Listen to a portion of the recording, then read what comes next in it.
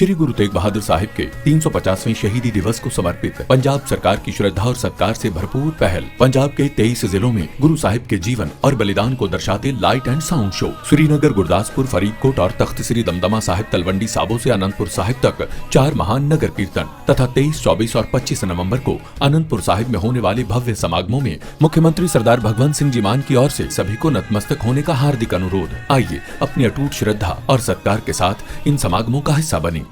Sports department की तरफ से ये कोई 11 लाख रुपए बता रहे हैं कि आज से 2 साल पहले एमपी कोटे से सैंक्शन हुए थे और 2 महीने पहले इसका टेंडर हुआ था, लेकिन 2 महीने हो गए टेंडर को, तब से लेकर अब तक इसकी कोई कार्रवाई नहीं। कम से कम 10 बार स्पोर्ट्स डिपार्टमेंट या गवर्नमेंट से लगा लो 10 बार मिल चुके हैं। इस मामले में हमारे कोच साहब हैं। स्पोर्ट्स डिपार्टमेंट की ओर से और एमपी फंड से 11 लाख रुपए स्वीकृत हुए थे और 2 महीने पहले स्टेडियम की मरम्मत को लेकर टेंडर भी हुआ था, लेकिन कोई काम नहीं हुआ।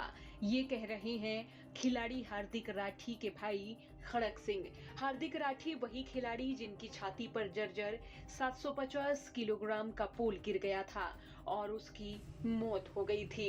हार्दिक राठी के भाई खड़क सिंह का कहना है कि सुबह करीब 10:30 बजे बच्चे प्रैक्टिस कर रहे थे। हार्दिक सिंगल वाली प्रैक्टिस कर रहा था।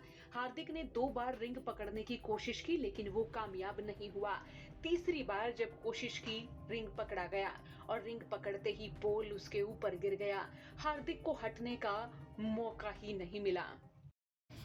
ये जी सवेरे 10:30 बजे के आसपास की बात है। बच्चे इधर प्रैक्टिस पे आए हुए थे।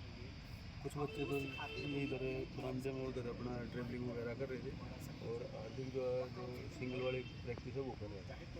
तो उसने 2-3 बार कोशिश की जैसे रिंग को हाथ लगाने की, लेकिन वो कामयाब नहीं हो पाया। तो थर्ड अटैम्प्ट में जब उसने रिंग को हाथ लगाया, थोड़ा सा उसकी वजह से पकड़ा, हाँ, तो ये पूरा रिंग उसके ऊपर गिर गया।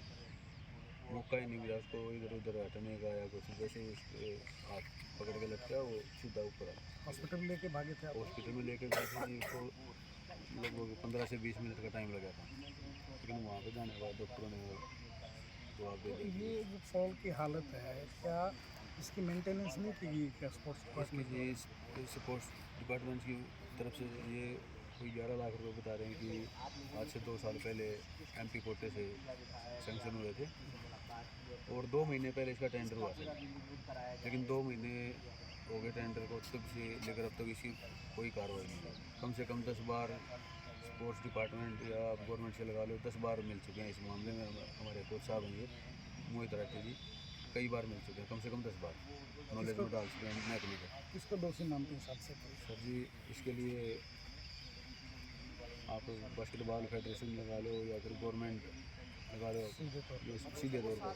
ये सर इसको आप एक डेथ नहीं बोल सकते, ये एक सामूहिक मर्डर है सर। इसमें गवर्नमेंट भी है, खेल प्राधिकरण भी है, जो भी है, सबका मिला जुला हाथ है।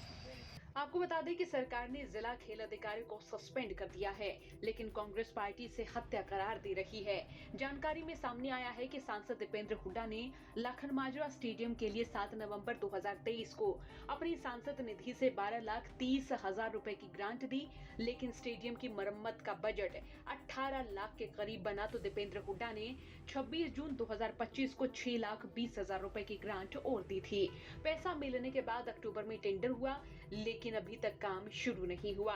लखन माजरा में 5 एकड़ के भीतर 2 ग्राउंड कांग्रेस सरकार में साल 2009 में बनाए गए थे, जिनमें 2 बास्केटबॉल ग्राउंड भी शामिल हैं। एक जूनियर खिलाड़ी के लिए और दूसरा सीनियर खिलाड़ियों के लिए ग्राउंड बनाया गया था। साल 2016 में खिलाड़ियों ने अपने पैसे से ही पोल बदलवाए थे, जिसके बाद किसी ने स्टेडियम की ओर कोई ध्यान नहीं दिया। इस मौत में हरियाणा सरकार और खेल विभाग दोनों को जिम्मेदार माना जा रहा है। सवाल पूछा जा रहा है कि अगर स्टेडियम की समय पर मरम्मत करवाई जाती तो ये हादसा नहीं होता।